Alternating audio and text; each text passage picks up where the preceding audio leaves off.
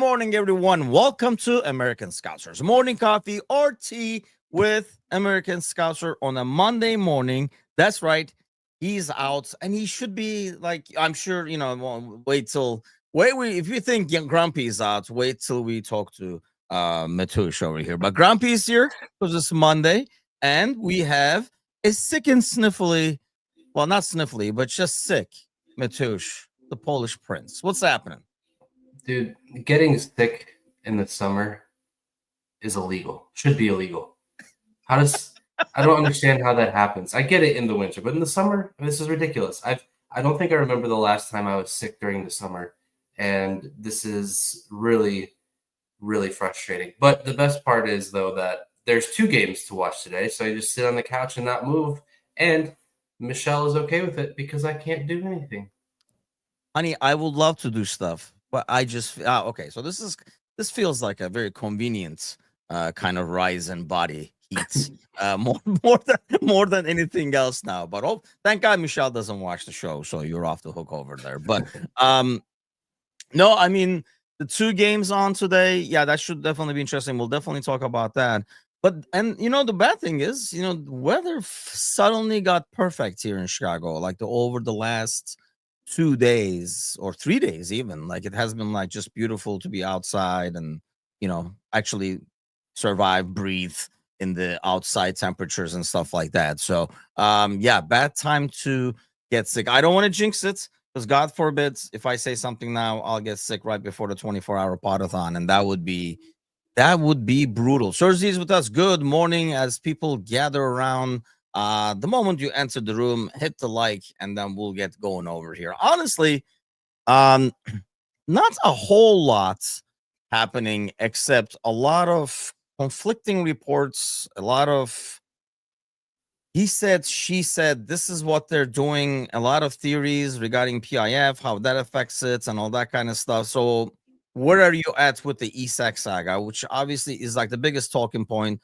The Nunez outgoing, I don't even know if that makes it better or worse. Obviously, there's like conspiracy theories. You give us 70 for Nunez, then we'll agree to give you 140 for Isak. Kind of like probably I don't know if it's conspiracy theories. There's some truth to some of them, I'm sure. But where are you at with it? I am in the position where I want to just fast forward to the end of the window and just have this all done, because it's just, I feel like we say this every summer, every year. Once we get into the first or second week of August, we're like just done with all the transfer talk, all the back and forth, especially with where we're at with Isak now.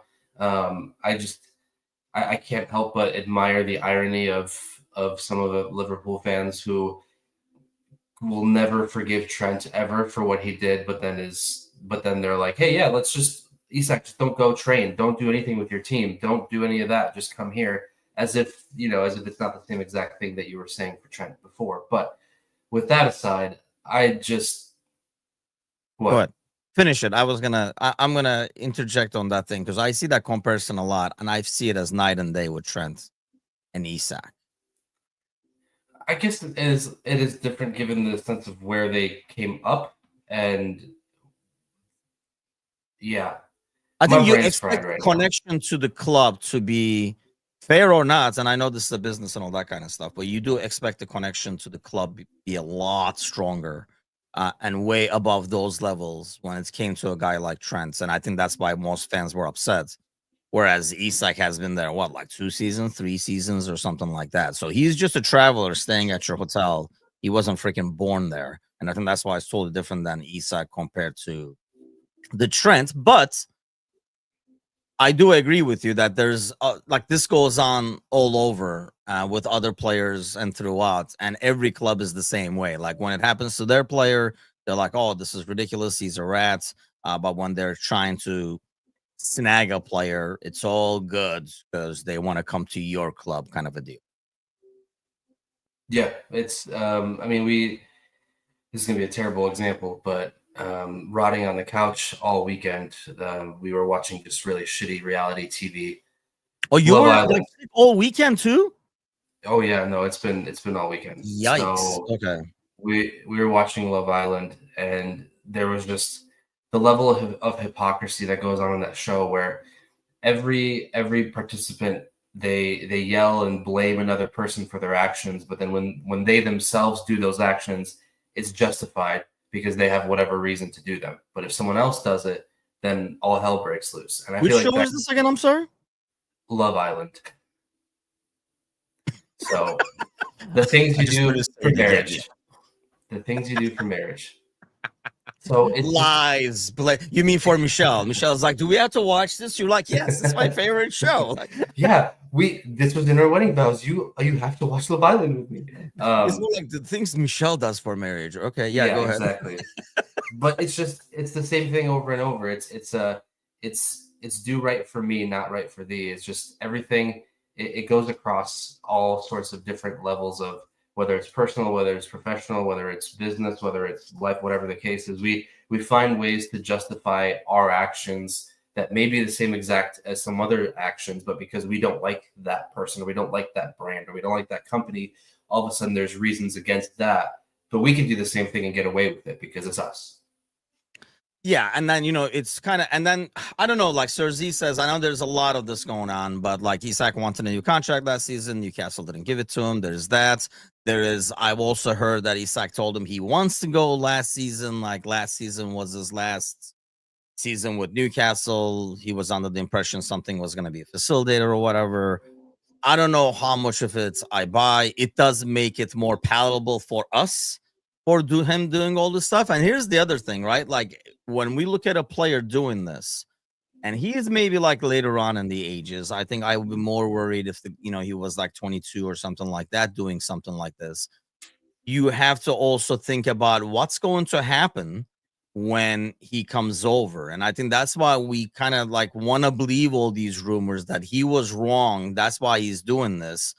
Because in the back of our heads, we're afraid that he's going to come over here and 2 seasons later, he's going to pull the same shits to go to Real Madrid or somewhere like that. Yeah, unless he finds this club to be the pinnacle of where he wants to get to. Because I think that's the question at the end of the day is for each player, what is that ultimate precipice, that ultimate top for you? And you could see for someone like Mo, this is the top, right? He's not looking to go move to Real or Barcelona at any time. I mean, he's not going to, not that they were interested, but if he had the opportunity, I don't know if he would. So it's hard to say which club is there for each specific player as their top spot, where they're comfortable, where they can be comfortable, at the high of their career, where would they want to be? And for a lot of players, it could be Liverpool. And I don't think it's crazy to say that. So I think if that's where he finds his high of his career to be, then we don't necessarily have to worry about him trying to push for a move in 2-3 years. But you're absolutely right. There is a case where, this is just the next stepping stone to get to a Real or a Barcelona, because those are the only two other clubs I can think of beyond any club in England, beyond any club in Germany, especially for players who are not from those specific countries. Yeah. The only teams I can really think of historically that they would want to get to would be Real, would be Barcelona, and as much as it makes me want to puke, a little bit of Manchester United, given the amount of history that was there, especially between 92 and 2012, right? I mean, so there's that where a lot of these players were kids growing up watching the Premier League. Man United was the big boys. So those are the three clubs I could probably stomach to say that would be where they would want to go. Now, Manchester United now is not in any position for a player to want to go there, but there is still that historical context there. I don't think we can hate Man U as much as we want, but they're the second most successful English club.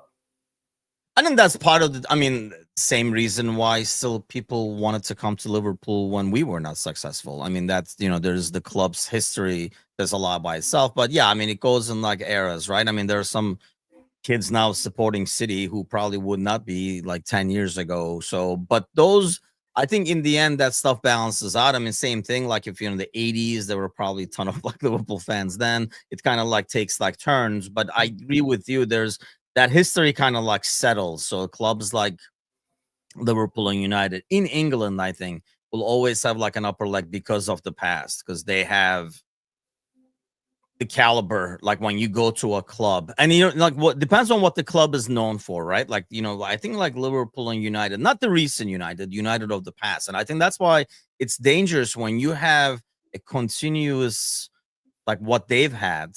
And I'm not talking about like, yeah, we didn't win the Premier League, for example, or the league for like 30 years or whatever, but they were winning different trophies. But I think in United's case, if you're in shambles, not only like just not winning, but in shambles for a continuous time, you can kind of like lose that reputation. I mean, I think when a player comes to, I'm sure there'll be a lot of Chelsea fans getting mad at this, but like, a player comes to England, to Chelsea, to City and stuff like that, I think there's a bit more of a, yeah, he went to the Premier League, but it was, clubs that pay you kind of a thing, like pay you money.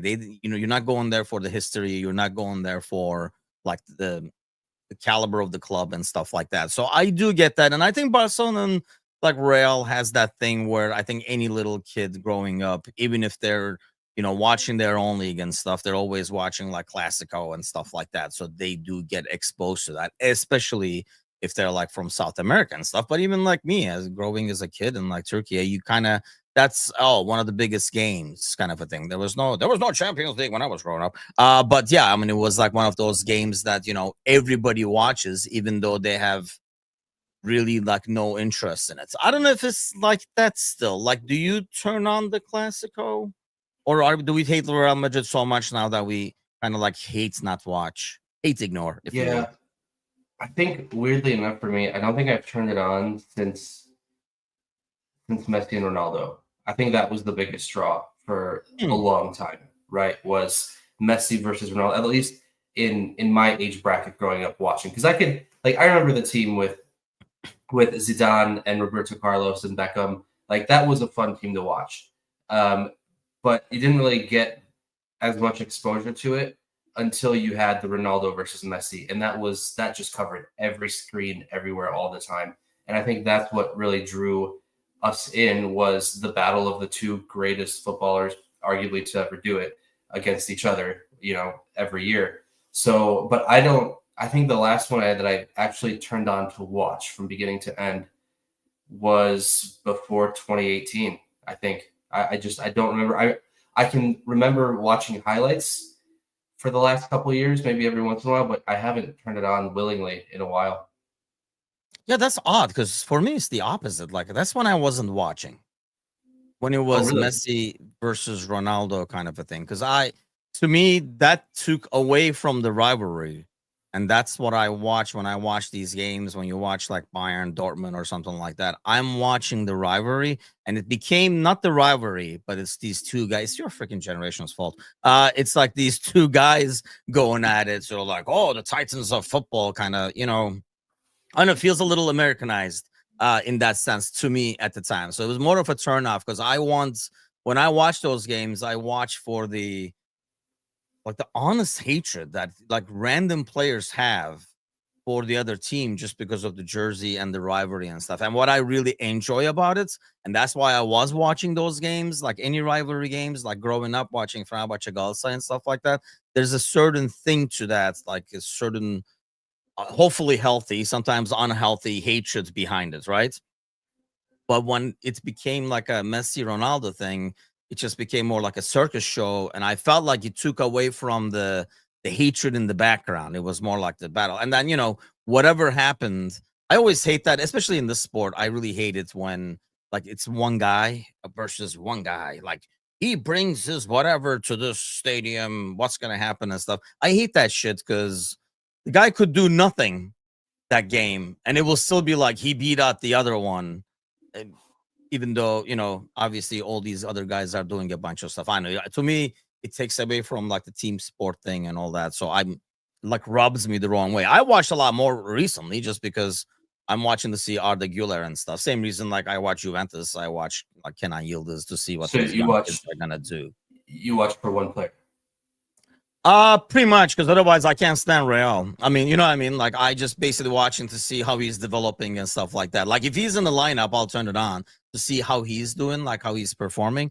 Like, I'm not rooting for Real. I'm just trying to see like if he's improving because it affects the national team afterwards. Same thing with Yildiz. back in the day, I really rooted for us to sign Güler, and obviously that didn't happen. Maybe one day we'll bring Yildiz, but I think now he's way too expensive for us to be. But hey, that was the old Liverpool where you could say somebody is too expensive to be for us to be interested in, but he's not, and he's like a really, really young kid. Oh, that's horrible. That is horrible. That's like Tony in the studio kind of level going on over there. But um so yeah, obviously the biggest thing with this, going back to this Isak thing, which brought us here, is the whole Sesko thing. First of all, and I know like Yali was like mentioning it this morning in our like like chat with like Bickler and stuff, and the whole Klopp thing. Can you debunk this for us that like Klopp has any impact on where Sesko goes? Because I mean, is there a possibility? I guess, but not really. I mean, I just don't see a world where it's just not professional for anybody to kind of do that. Having said that, is it a better, like, maybe because we do hate United already, but to me, I can see someone, if it was your son analogy, let's go back to that, where do you really, I mean, it's a sinking ship. You're not going to be the one saving it. Whereas you can be in Newcastle and then you can go to a better situation like Isak did, as opposed to going to United like Hoyland and disappearing. Yeah, I think we like to romanticize things a lot more than what they actually are, and we want to feel like we have so much more control, or that we have a bigger narrative to play, or a bigger influence to have, more than what we do, or more than what we have. And I think part of talking about Klopp doing that is feeling like that we're still in control of that narrative, in control of the romantical part of him looking out for us even after leaving, kind of thing. And yeah, it's just something that I think we like to talk about. I would hope that no one genuinely thinks that Klopp has a say to where these players are going and where they should go. Now, if Sesko called Klopp up and said, hey, what are your thoughts on the Premier League? I'm sure Klopp could say a few things, but it's not like he's going to keep him from going to one place for another because he is Jurgen Klopp, right? He'll give some opinions, he'll give some this and that, but there's not much more that he can provide other than a few answers to some questions from these footballers. Which, probably same things we're going to say. I mean, he can probably give like more of an insight, and I get that, but I highly doubt he's, has any impact. And does he, it says, why would you ask somebody semi-biased too if you're asking for like honest feedback and stuff like that? So it all depends on if he wants that big payday now or get a move that will progress him towards that big payday. I don't know. He's getting a big payday either way, isn't he? Like, one, the United is trying to do this semi-sensible for United standards, wages kind of a thing, so they don't go into the same deal. And two, I feel like Newcastle has money and replacing a guy, so they are kind of like desperate to be able to make that offer. But I think it goes back to the conversation earlier. So I agree with Trevor in that sense. I think for him, does he see this as the top, or does he want to take one more step and do Newcastle and then go to whoever is in a good situation? Actually, like, he probably felt like if you asked him now, he probably would say, yeah, would I rather gone to Arsenal as opposed to, going to United, because he would have a chance to win things and be in a better culture and stuff like that. But now he has those two options, kind of like a better culture, do good doing team in the Champions League, or going back to the history and stuff like that. Because I feel like some of these players get the sense that I'm the one who will turn things around over there, and that's a great way to destroy your career. I was going to say that's exactly the one of the arguments you can make, is that a player wants to be seen. He wants to be that hero that brings that club back from the pits of despair and put them back into the conversation of being the best club in the world. But like you said, there's more. You need more help than just one player on a football pitch. One player is not going to be able to do everything for you, especially as much as the striker provides goals. There's only so much that they can do, because there are a lot of limitations defensively that they can do. You can't have them come back and also play in the back four and then go back up and play striker and kind of keep going back and forth throughout the game. It's just not going to happen. So I think one of the arguments could be of being that hero. But he is only still, I think, what, 22, 23 years old. He is pretty young. So I think if he moves to Newcastle, it is definitely one of those stepping stones as to where the next club would be, because he, in 3-4 years, 25, 26, that's prime age for him to move to wherever that next stage would be for him. Yeah, and you could argue that, this could be their Coutinho sale kind of a deal where they convert this money and then they're going to be in better standing next year now that they're in the Champions League and stuff, and maybe build something that they wanted to build, obviously, when the club was sold. But it does take away from, like, the history and all that kind of stuff. Am I excited to see the new 3-stripe home kits? I am freaking thrilled. I mean, good riddance, Nike. I mean, they were doing the same templates for everything. Yeah, so they did the same jersey, just swap the colors, looks like, for Adidas. But, I mean, I do like them. We talked about this, I think, maybe on Friday, that, there's the whole nostalgia stuff to it, like Adidas kits and all that. But long sleeve, I think, is the one that I was like, You do like the long sleeve. I love a long sleeve. My favorite kits are long sleeves. To play in or to wear? Oh, I mean, I'm a keeper, so I'm always in long sleeves to play it, to be fair. You do always wear long sleeves to play in? Oh, that's right. I guess. Never mind. Okay. When I'm a keeper, yeah, when I'm playing goal, yeah. Yeah, I guess that kind of like takes that. Okay, so I'll ask the audience then, because you're a freaking goalie. Okay, long sleeve. Like, who has really liked to play in long sleeve? Because I personally hated it. Playing with long sleeves. I don't know why. I'd rather have my arms freeze. I don't care how cold it is. First of all, growing up, it was not really that ridiculously cold. I mean, it'd be cold, like rainy, wet, that kind of a cold, like nasty. But yeah, I mean, maybe over here I would feel differently. I've been to some games where Jazz has played, and they're with the Under Armour and stuff like that, where you have to, because you are in Chicago and it's like freaking ridiculously cold. But that was the only thing that I found weird. But to wear, I felt like long sleeve is like really nice. Not in the game, but to wear, it makes it a bit more, I don't want to say dressy, but you know what I mean. And I feel like the red one you can kind of wear somewhere and it doesn't look like you wore a jersey there. Yeah, I will say, like, especially because the main thing that if I do play on the field, on the pitch, and not actually in goal, I don't like wearing a long sleeve. It just gets too, I don't want to say restricting, but it's just very hot, and it feels like you don't have enough breathing room, right? So I think that's where that comes from. And then also playing basketball all the time, like, I never wear, everything's always sleeveless, right? It's cut off at the shoulder. So I'm just not used to I'm not used to any fabric below my shoulders unless I'm in goal. And that's the big difference. But I think, like you're saying, especially at a more casual level, long sleeves are fantastic. I think they look very clean. I think they look awesome. Whenever I think long sleeve, I think of Fernando Torres. I think of that gray Fernando Torres from the 08-09 season. Like, it's just, those are the feelings that I like to have, because like you said, it's very nostalgic, A, and B, it's something that we haven't had in a while. So anytime we get something new again, it just feels fun. So you are happy with both jerseys so far? I will say the cream one, apparently it's cream and not white. The white one has grown on me a little bit. I think I'll have to wait to see everyone wear it on the pitch. I think that's at the end of the day, that's the best time to get a good feeling for, is when everyone is wearing it on the pitch.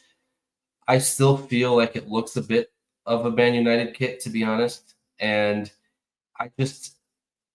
for me, I just can't help but laugh at everyone who complained about Nike and their templates and all this. And then you get to Adidas and they're just the same templates of two different colors. And it's like, oh, but it's Adidas. It's so cool. It's nostalgic, blah, blah, blah. Yeah. But it's the same jersey. And that's, at the end of the day, it's whatever you like. That's the most important thing. Exactly. But having people shit on Nike for no reason was hilarious. People did shit on Nike a lot unnecessarily. I thought, I don't know, like from the get go, and I was like, really, like that's I think nice. I'm like, I don't like. I mean, like you can always find something not to like in a jersey, like the collar or like the little trim over here, blah blah blah. If you're really being picky, and it's almost like I felt like people went out of their way to find those things when Nike was around. They're like, I just don't like how the Steve has this thing over here and stuff, dude. Seriously, like, but I mean, I guess like we'll know.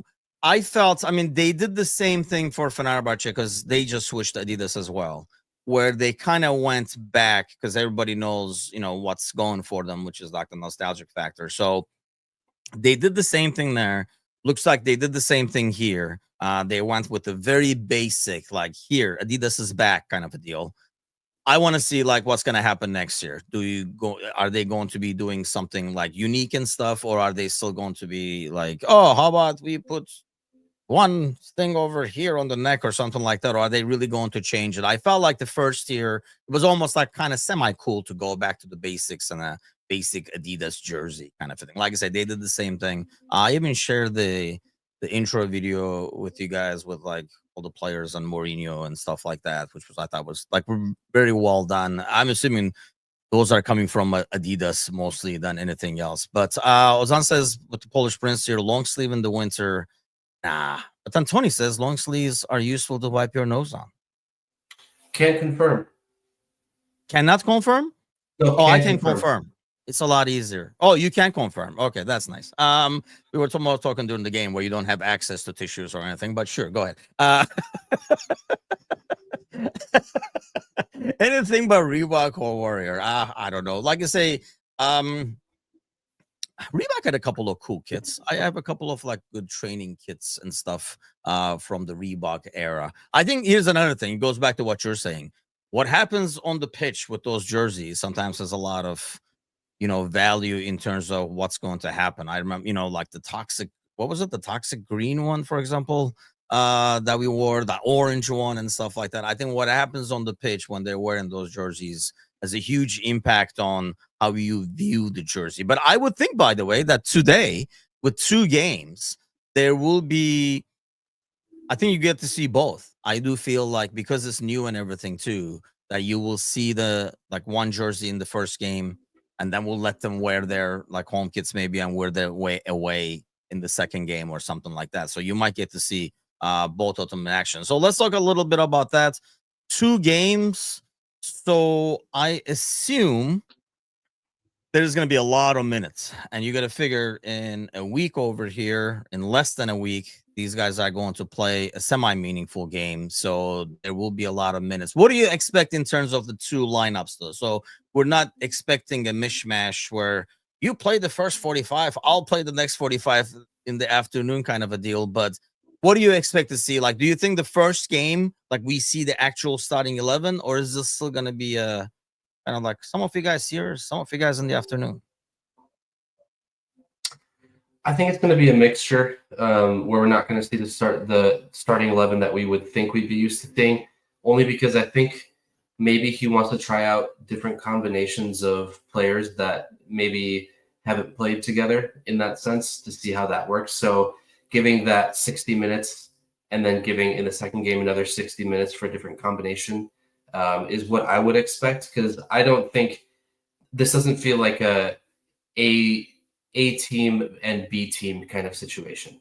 This feels more like an AB, where you have a mixture of both. You have interesting combinations where you're maybe trying out a few guys together that you're not sure of how will work. And then that will give you a better idea, a better understanding of that, how that could work.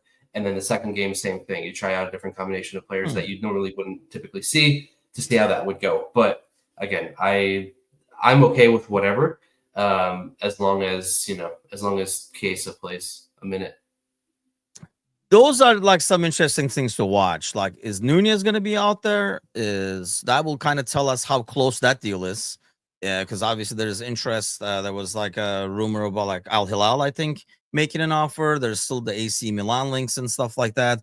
I would think if you're Nunez, you prefer AC Milan in terms of a career-wise, but financially, the other one is a better deal. It goes back to what I was saying. They might be doing something where It's a lot better for Liverpool, obviously, because we might get a lot of money for him in return, and then we'll give you an extra 20 for Nunez, and then you guys give an extra 20 for Isak, so we look good over there and helps Newcastle, kind of a deal. I can definitely see that. So yes, Ali, I don't know, has this been confirmed? Because I've seen all these posts, but there's nothing on his own social, at least on Instagram or whatever. So I don't know if he like tweeted something or whatever, but that was supposedly why he went back to Brazil to be with his wife, who had like an emergency surgery, and everything is good. So he's going to be back. So it wasn't like an injury or something weird, like something like that. But yeah, I have not seen anything like official. I've seen just a lot of like social media posts, but you would think something like that would come from like Ali,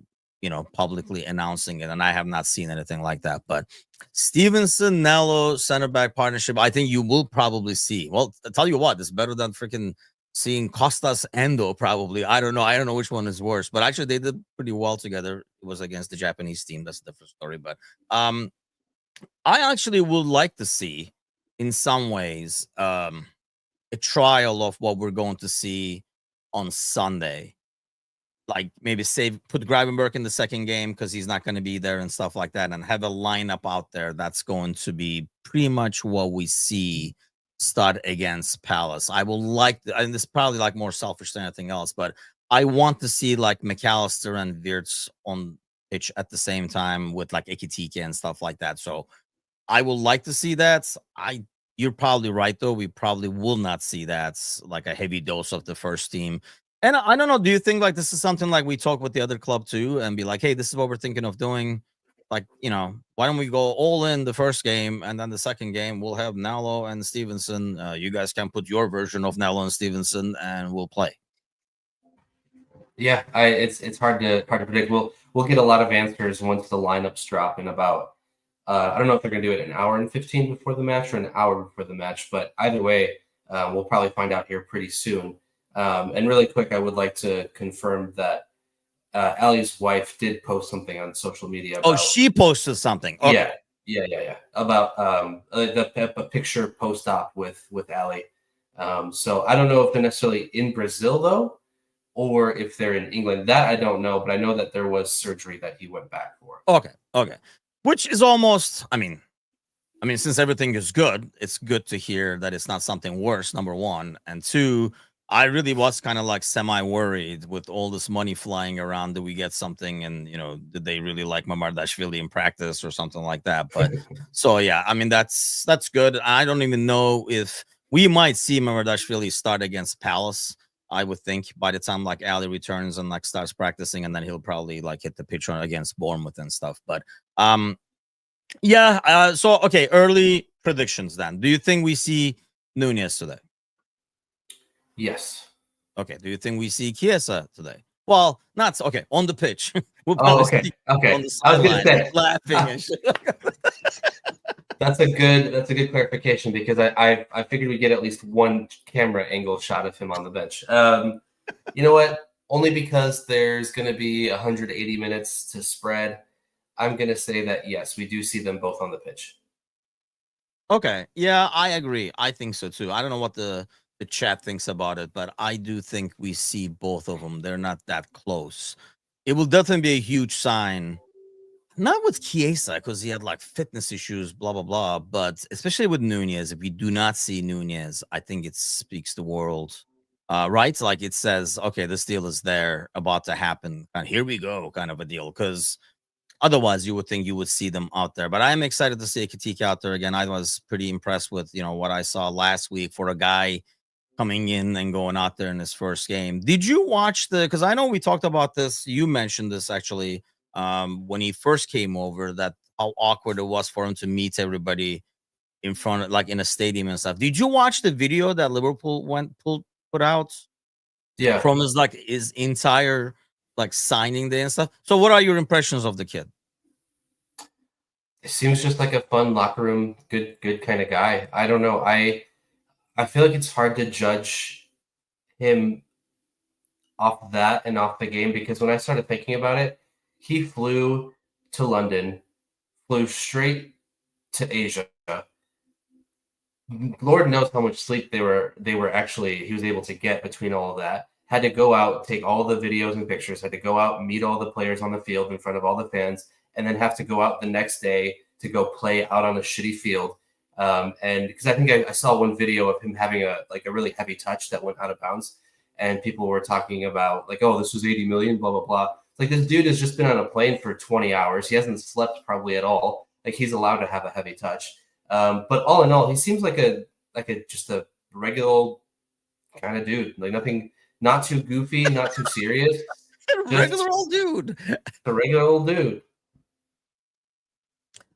His drip is unmatched amongst the squad, says Ozan. I actually thought a couple of things that, we were watching with Angie, like a couple of things we picked up was when he's talking to Slot, and Slot talking about not only football, but something regarding what we always talk about here, especially with you, about, being a good human part of it, like for this team and for the squad and stuff like that, like being a good man, if you will, not just being a good player. I thought that was like really, really nice to hear. And I know something that every coach emphasizes or says. I'm sure nobody is like, and we want you to be a jerk to the staff or something like that. But I thought that was kind of very telling that that's part of like an initial conversation he has with the manager. And I don't know, like when I watch these, I look for these guys like demeanors and stuff like that. You watch that entire thing where they're going in Japan. It is a very, as young as these kids are, right? And they're freaking kids. I don't care what. Dara's not in the audience today to tell me they're not kids, but they're freaking kids. We were talking with like Angie. We're like, they're younger than Jasmine, for God's sakes, kind of a deal. But the way they carry themselves, the way they interact with staff and stuff like that, I think that stuff is very telling when you watch somebody, like the respect they show to a dude in the doctor's office or somebody holding the door or somebody saying hi in the like the hallways and stuff like that. And I was like, okay, they got another. It almost felt like they got another one of these guys more than anything else. Like another good dude. They found another good dude. And I know, like, what they do on the pitch or whatever, like, affects afterwards, probably their overall demeanor. But I don't know, man. Like, I look at this team. Wirtz gave me, I'll admit this, Wirtz gave me weird vibes initially. But he looks very socially awkward, kind of like McAllister, like the more I see of him with his interactions.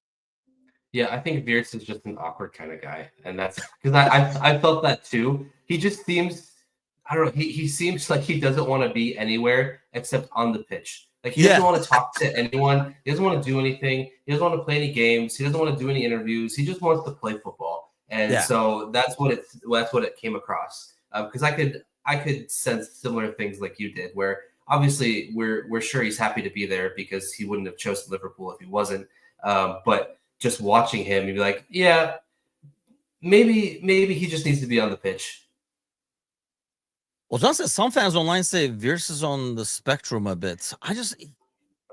You know what? I mean, he looks very socially awkward, but that could be because he's a very shy dude. I got that thing initially with McAllister too, and the more you see of him now, he's a lot more comfortable and stuff. But it just looks like, he wants to just hit the pitch, like you said, and can we just, like what you said earlier about fast forwarding? It feels like he wants to fast forward, where it's just like games all the time and stuff. And I don't know how much of this stuff they do. Like, I'm sure they, I've seen like Leverkusen do the same stuff with like Kwanzaa and stuff like that, but I don't know how much of it they do and how much of an attention they get as a Bayer Leverkusen player, as opposed to, a Liverpool player when they go places and all that. But, Wirtz looks like a walking that. Yeah, poor kid. I mean, he's like, and that's the thing. I love how he plays, so I really don't care what he does. But you can see his interactions. I don't know if you saw the one, for example, he has with Frimpong. That's why I feel like he's just socially awkward, and eventually he'll settle in, because his interactions with Frimpong are totally different than how he interacts overall, like in the interview and stuff like that. It's a lot less. And by the way, just watching that, those guys are pretty darn tight, where they know everything about each other and stuff like that. So the good thing is all these guys have some kind of a connection to the squad where they can kind of get bet in, kind of a deal. So Yeah, let's not go on. We're not going with pizza and pizza flavors over here because once we go down that road with Cersei, it can get ugly. But yeah, if you're watching us right now, hit that thumbs up. I am going to play this. So we got this. We did release the video yesterday, and I hate doing recorded videos. Once again, I found out because I feel like if I'm recording, it should be a lot proper than me normally babbling. So recorded babbling should make a bit more sense, you would think, right? But so we did release it because we do still have 10 hours, but we did get Hawaiian pizza. Ozan, man, I thought, thought we were like this and not anymore. Another shout out after the shout out I gave them last year to the American Scouser, who are raising money for the 23 Foundation yet again. Thank you, big thanks for that.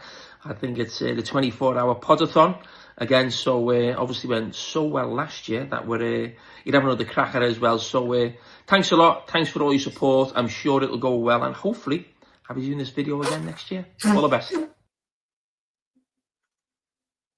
Dude, I was trying to catch you with wrestling with the tissue over there, but you didn't. The long sleeve was out of the action for a second, but yeah, so that's funny because I think it was Jamie asking, I didn't get a chance to respond about like how we're preparing for this, but I almost like don't want to prepare for this because I feel like if I say after last year's lessons that we learned, which I mean, they learned more lessons than I did, that's for sure, because I think Gally's bringing a pillow to sit on, for example, as opposed to just sitting on a chair the entire 24 hours, but I thought it was going to be a lot easier. It got rough around like 2-3 in the morning. Once you get past that, it's not as bad. These guys struggled a bit more, but I do stay up a lot more late. So I mean, maybe that's why it was easier. And they already had like other ailments going. One got sciatica from this. The other one was already sick and stuff like that. So, and I don't want to prepare this year thinking, oh, I got to sleep until this, or I got to do this, blah, blah. Because when I put that kind of a stupid pressure on myself, it's going to go backwards. And now I'm going to be like, I didn't sleep as much as I planned and stuff like that. So totally winging it over here and see how it goes. I think it'll be exciting. We already have 5 Liverpool supporter groups, a total of 14 sponsors so far, 10 to go. So we need to pass the word around. Really need your guys' help to get your supporter clubs involved. Any businesses you guys know involved. I mean, anywhere from $100 to $500. Really, the goal more is to get all 24 filled. I don't even care what rate it is at today. So, but yes, let's get on that. And then obviously the silent auction and stuff like that will follow. We are thinking of this year doing it differently and having the silent auction.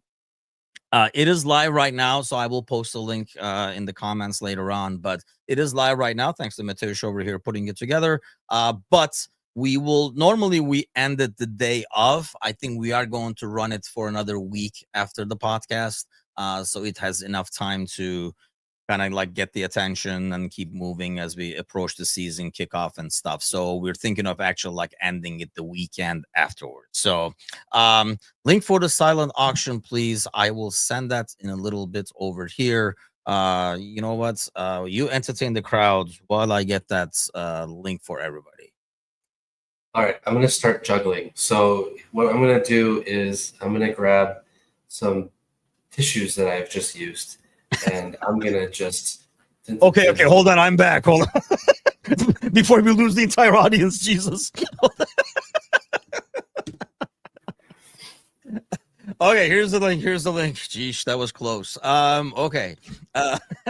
Yes, there's a link right there. So the items are there. So actually, it'd be great if you guys could start the bidding. I will post the link like throughout the week. We will do the shirts and stuff like that as well. We are taking a bunch with us to New York. So if you are in the neighborhood in New York, do stop by and join us. I know actually Jersey Shore is one of our sponsors, the Supporters Club. They will be hopefully joining us in person, ideally, because obviously they're right there. So he'll be joining us in person. Also going to see if like Brooklyn and stuff like that would be interested as well to sponsor and get on air over there. But 24 hours on the way. I forgot about this. The first game, because this is I know it was a home game, but it was against AC Milan, not home. So this is actually the first game at Anfield, it felt like it's weird because when you think about it, because we had to think about it yesterday, is that really the lineup? Don't tell me that's the lineup. That's not the lineup, is it? That's Hold on. Thursday just put up there, because that's kind of like how we finished. Yeah, that's the lineup. So the only thing that I find it odd is I don't know if McAllister's over there to keep things put together, make sure it doesn't collapse, kind of a thing. I mean, this is actually the group that played really good in the second half, but yeah, definitely not what I thought. See, like Gravenberg would be here, McAllister would be with the other gang. Because really, this tells me the other gang is going to be pretty much the starting 11 against Palace minus. Is Gravenberg able to play that game? He can play the Community Shield, not the Bournemouth game, correct? Shoot, I can't remember. I thought it was he misses the Community Shield but can play Bournemouth. Oh, I thought it was the other way around. Maybe it was the other way around. I don't remember. But I know the subs bench for this game is hilarious. Pesci, Cone Doherty, Kumis, Pilling, Danz, Lucky, Laffy. It sounds like the Seven Dwarfs, man. Hold on. Here I come to the bench. Well, what the hell? It is good to see. It is good to see Dan's there. To be honest with you, though, that's interesting. I'm assuming he's not fit enough to start, or obviously Nunez is there too. But it'll be interesting to see him. I know a lot of people had hope for him this season, but it does feel like it's kind of like far away. And then Rio will be there. So wait till you see what's Lucky. Okay, yeah, Lucky, I know. Laffy, I didn't. But that is hilarious. So I kind of expect.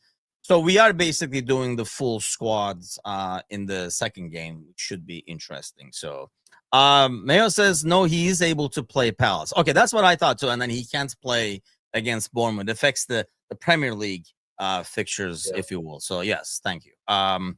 So it should be, yeah, I mean, I don't know, these are preseasons, but let's go back to that.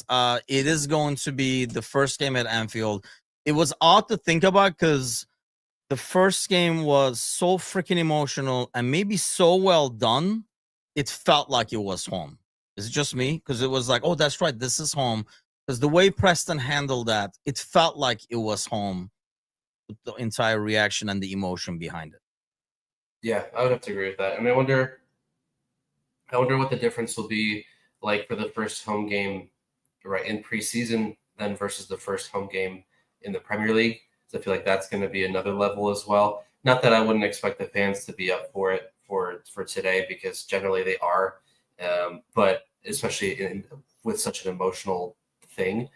But I wonder what the difference is going to be like once we play Bournemouth was a week and a half now. That's coming up pretty soon here. So, it's definitely going to be an emotional one today.